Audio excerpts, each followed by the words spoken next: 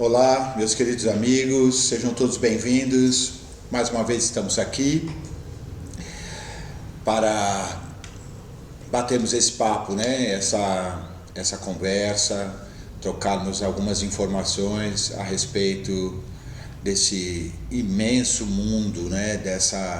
Dessa imensidão de informações, da grandeza dos orixás na nossa vida, do quanto essas energias estão presentes na nossa vida, do quanto tudo isso faz parte do nosso cotidiano, e a partir do momento que nós temos alguma informação, algum conhecimento da função destas energias e dessas forças na nossa vida, nós passamos a absorver e a colocar para dentro da nossa vida, a fazer bom uso dessas informações no nosso dia a dia, na nossa trajetória, na trajetória espiritual, para quem está em busca disso, ou para simplesmente encontrar respostas, né? Porque nós temos vários questionamentos dentro de nós, e através dos orixás nós conseguimos encontrar as respostas, as explicações para muitas situações que nós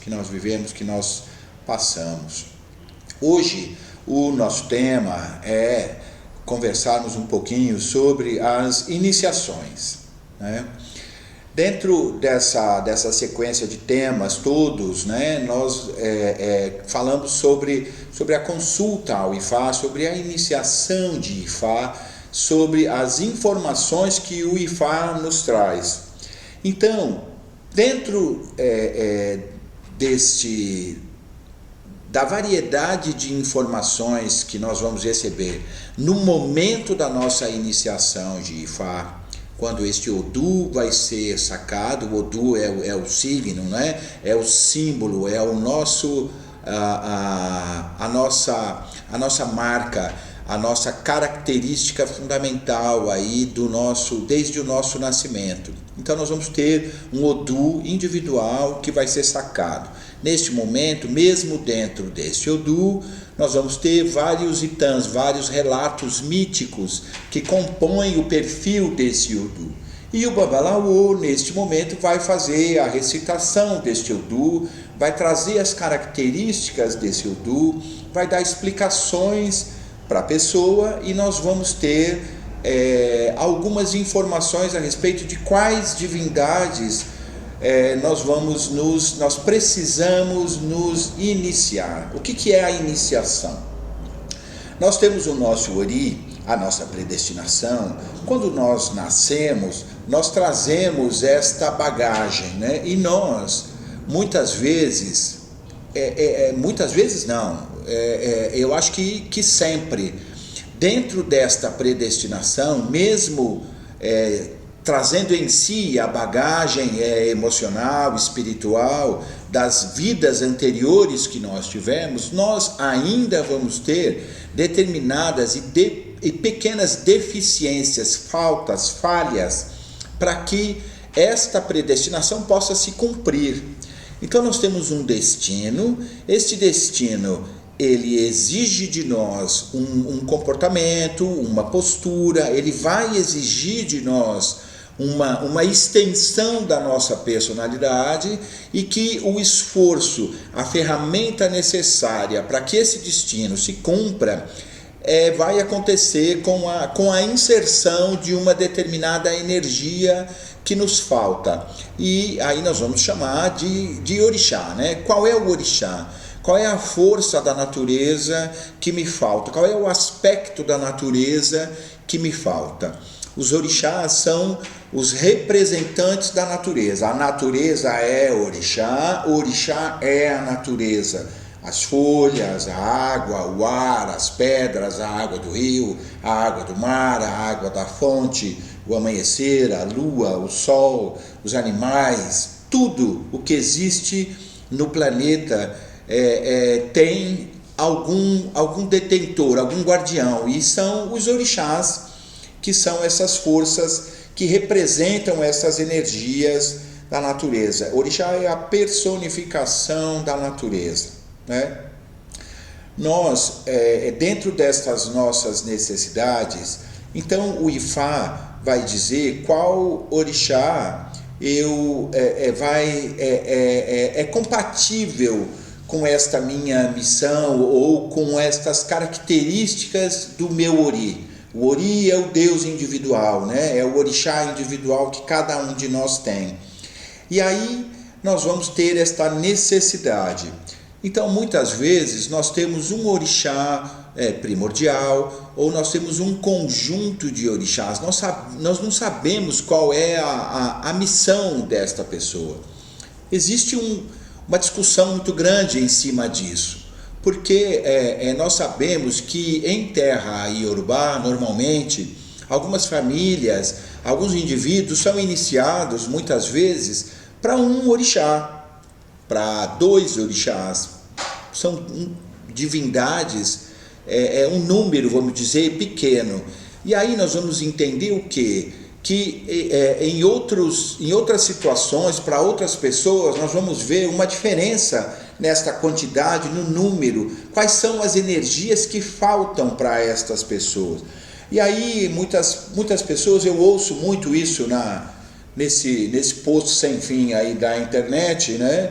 As discussões a respeito, mas por que tem que ter tantos orixás? Por que tem que ser 10? Por que tem que ser 12? Por que tem que ser 4? Por que tantas divindades? Por que precisa de tanto? Então nós vemos a vida de uma pessoa, de um nativo, iorubá, cuja família já cultua determinados orixás, os pais, os avós, os antepassados desta pessoa, deste indivíduo, já eram iniciados, já cultuavam Ifá, já cultuavam alguns orixás, né? Alguns clãs, aldeias, famílias cultuam orixás específicos, e todos os descendentes acabam dando continuidade ao culto desta divindade por preservação, por afinidade espiritual e pela descendência, como nós falamos na nossa conversa anterior aí da ancestralidade, né? Então, esse indivíduo, ele tem um passado espiritual que já vem tratado, que já vem cuidado. Nós aqui, brasileiros, europeus, a gente vem de uma ancestralidade aí católica, de uma ancestralidade que estava longe dessa cultura de orixás. Nós vamos diminuindo essa porcentagem cada vez mais, né? Pessoas que têm os pais que cultuavam os orixás, pessoas que são netos de cultuadores de orixás, de pessoas iniciadas. Nós vemos, né, a linhagem dessas casas matriz de candomblé do Brasil, que já deve estar, nem sei em quantas gerações isso, tá? E tem pessoas que começaram a cultuar os orixás agora e que não tem nenhum familiar, não tem nenhum antepassado que fazia isso. Então, estas correções que a ancestralidade pode fazer, passando de geração para geração, muitos indivíduos não têm isto. E tem um outro aspecto. Nós não podemos comparar as necessidades espirituais de um nativo iorubá com uma pessoa que nasceu aqui na cidade de São Paulo, para dar um exemplo pequeno, né? O tipo de vida que esta pessoa vai ter. Nós aqui em São Paulo, em 2023, eu tiro por mim. Então, a escola, o trabalho, esse ambiente competitivo, as nossas necessidades culturais, tudo aquilo que eu preciso. Hoje, para você entrar dentro do metrô, você tem que brigar, você tem que pegar uma fila, você tem que... são várias necessidades sociais deste tempo em que eu vivo, da minha geração, desculpe, que esse nativo iorubá ele não tem. Tem muitas pessoas que hoje estão dentro de um ambiente corporativo, porque a carreira profissional dessa pessoa, ela vai exigir dela um conhecimento, um saber e uma postura, um desgaste emocional para poder se estabelecer na vida. Por quê? Porque trabalha numa empresa onde existe um plano de carreira, porque eu tenho que chegar num determinado posto, porque a minha idade já não compete mais para esta função, compete para esta. Então nós temos uma necessidade social que exige de nós energias e forças para que o nosso comportamento, para que o nosso temperamento, para que a nossa história ela possa caber dentro deste tempo, do dia de hoje, desta geração. Quem nasceu nos anos 60, quem nasceu nos anos 50. A mulher que nasceu lá nos anos 50, ela teve, ou que era adulta lá nos anos 50, onde haviam restrições imensas para o universo feminino. O que essa mulher podia fazer, o que ela não podia. E o que aconteceu depois disso? A evolução, a ciência, a tecnologia, o conhecimento. Então, as necessidades sociais que esta pessoa tem, ela já vai passando por diferença de uma geração para outra. Então nós não podemos comparar tudo aquilo que eu precisei para ser quem eu sou hoje, em termos energéticos, em termos de correções da minha personalidade, do quanto eu tive que lutar, do quanto eu tive que me abastecer de conhecimento, de informações, de tolerância, de várias outras necessidades para eu poder chegar até onde eu cheguei. Se você for ver culturalmente, o povo iorubá, uma menina casa lá menor de idade. Ela com 15 anos, ela está casada. Vai viver num país, dentro de uma cultura, onde um homem pode ter várias esposas. Ela vai ter que conviver com outras mulheres dentro da mesma casa. Então são exigências completamente diferentes das nossas. Nós vivemos num país pacífico. O Brasil, um país pacífico. Agora, quem nasceu lá na Ucrânia, quem nasceu no Líbano, quem nasceu em qualquer outro país onde tem a guerra, tem outras necessidades espirituais, tem outras necessidades emocionais.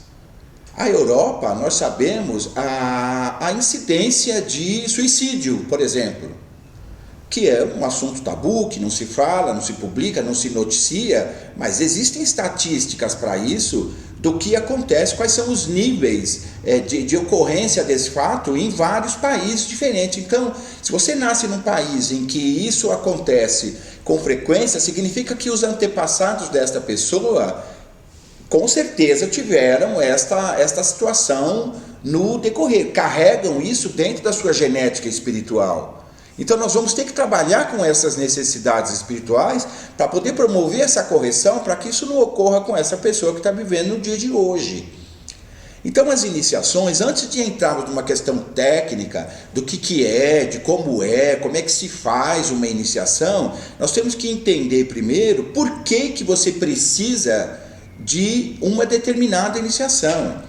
Por que você precisa de, além de um orixá X, Y, Z, você precisa cultuar Egungun, você precisa ser um cultuador de Geledé, você precisa cultuar Igunokô, você precisa cultuar divindades que vão trabalhar primeiro com a correção espiritual dos antepassados, do que aconteceu com essa família, o que houve com estas pessoas. Então, por isso, as necessidades espirituais de alguém que nasceu numa aldeia lá na Nigéria, no Benin, que cultua os orixás, é uma coisa. Quem nasceu aqui no Brasil tem outras necessidades. Quem nasceu nos Estados Unidos tem outra necessidade. Quem nasceu em qualquer país da Europa tem outra necessidade. Quem nasceu no Oriente Médio tem outra necessidade. Um país onde não tem bebida alcoólica. Na Europa, pelo contrário, todo mundo bebe muito. Então, os alcoólatras, os acidentes de carro por causa de bebida, a incidência desse fato é muito maior lá. Então, eu não posso comparar a necessidade espiritual desta pessoa com a minha, ou com a do nativo iorubá que está lá, que todo mundo fala, mas é fulano, é nigeriano, cultuador de orixá é iniciado num orixá só. Mas quais são as necessidades dessa pessoa? Quais são os desafios desta pessoa? O que ela vai precisar? Nós temos aqui, em São Paulo, a selva de pedra que a gente fala. Para você poder sair na rua, para você estar preocupado com a sua bolsa, com o seu celular, com o que você está vestido, se alguém vai te roubar, que rua que é perigosa, que rua que não é, você coloca lá no teu aplicativo para você poder localizar o endereço, ali vem escrito, zona de perigo, cuidado, não é? Feche seu vidro, bota em filme no vidro do seu carro para a pessoa que está fora não saber se é homem, se é mulher, se é criança, quem que está guiando, o que tem dentro desse carro. Então nós temos necessidades que em outros lugares, que até em outras cidades do mesmo país aqui do Brasil, que não tem. O nível de estresse, o risco de sofrer alguma violência que uma pessoa que mora em São Paulo, no Rio de Janeiro, tem, sem nenhum preconceito em relação a isso, mas existem outras cidades que é diferente. Eu tenho uma filha de orixá que mora em Manaus, ela está acostumada com uma temperatura. Essa pessoa vem para qualquer outro lugar, ela sai de lá de Manaus e vem para São Paulo, tem que comprar agasalho, tem que comprar casaco, porque ela não está acostumada com o clima, que é um detalhe, com o clima. Nós não estamos preparados para suportar o calor de uma cidade, de um país tropical, que está lá acima da linha do Equador, que tem uma temperatura média de 40 graus por dia, para uma pessoa que vive em São Paulo, que está aqui, que hoje de manhã deve ter feito 12, 13. O comportamento de uma pessoa muda. Você vai para um país da Europa, onde o sol se põe às 9 horas da noite, e depois nasce às 5, 6 horas da manhã. O período de escuridão é mínimo. Nós vamos para lugares onde à noite tem muito mais tempo. A relação do sol com a lua interfere no nosso humor, no nosso estado de espírito. Então uma pessoa que vive num lugar onde o sol se estende por muito mais tempo do que num outro lugar em que nós vamos ter um curto período de sol, a exposição desta pessoa à luz do sol, à claridade é uma. A que vive em outro lugar é outra, completamente diferente. Então, entendam que o planeta Terra, ele é diverso. Ele tem todas estas variações culturais, climáticas, e a pessoa que vive num lugar, ela não pode ter o mesmo tratamento, nós não podemos impor o mesmo tratamento para todos os habitantes, para todo mundo. É diferente, nós vamos ter diferença. A relação da pessoa com a natureza é diferente. Aonde tem neve, tem gente que tem o ó de chuva, não pode andar na chuva. E a neve é água? Não é água também? Então essa pessoa que tem o ó de chuva, ela tem o ó de neve também. Então como que eu vou classificar uma coisa que nem na Nigéria, na África, nem para o povo iorubá existe? Não existe neve para o iorubá. Entende a diferença da necessidade espiritual? Como é que eu posso classificar qual é a necessidade de quais orixás uma pessoa vai ter e querer comparar e querer colocar isso igual? Cada ori é um ori. Cada pessoa tem a sua diversidade espiritual, cada um tem uma proposta de vida. Esse ori ainda se transforma no decorrer desta existência, porque ele pode se expandir, ele pode buscar muito mais do que aquilo que lhe foi proposto a fazer, a ser, porque o ori pode mudar, né? As exigências espirituais para esta pessoa vão se modificar. E nós não podemos comparar quais seriam as necessidades espirituais de uma pessoa no momento do seu nascimento. Acabou de nascer a criança, vai lá com 3 dias, vai fazer a lavagem do ori dessa criança, vai sacar um odu, vai dar um nome. Essa criança ela já vai ser tratada desde o momento que ela saiu do ventre da mãe. O pai e a mãe já fez ebó de casamento. já fez uma limpeza energética para que essa criança possa nascer. Você não pode comparar a condição espiritual desta criança que passou por todos esses processos para uma pessoa que foi buscar o IFA com 50 anos de idade. Aquela criança que foi tratada desde o momento do nascimento, ela já eliminou etapas espirituais, ela já passou por limpezas, por rituais que foram feitos e que já diminuíram as necessidades espirituais, porque aquela pessoa vai passar por menos dificuldades do que um adulto que foi buscar a espiritualidade com 50 anos. Então eu não posso dizer que aquela criança que acabou de nascer, foi sacado um Odu para ela, e foi dito que ela precisa só do orixá X e Y para a vida dela, porque a partir do momento que ela já passou a fazer as correções e os rituais necessários para ter uma boa vida, para ter uma existência nobre, do que uma pessoa que já passou por várias situações, que já passou por vários sofrimentos e que já errou, que já bateu cabeça, que já passou por problemas, que já errou na profissão, que já errou no casamento, que já errou nas amizades, nas companhias, nos vícios, chega aos 50 anos para fazer Ifá e essa pessoa aparece 40 orixás para ela se iniciar.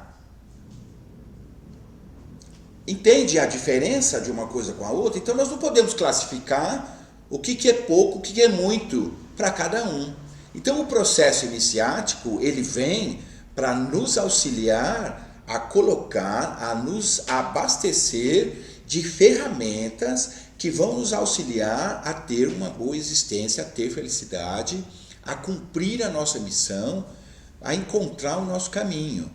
Nós vamos ter questionamentos. Eu encontro pessoas hoje, adultos, que ainda não sabem se a profissão que foi escolhida é a que ele realmente gostaria, não é feliz, não é realizado com aquilo. Então, se esse auxílio, se esta orientação tivesse sido dada lá atrás, no comecinho, no 3º dia de vida, tudo isso seria diferente.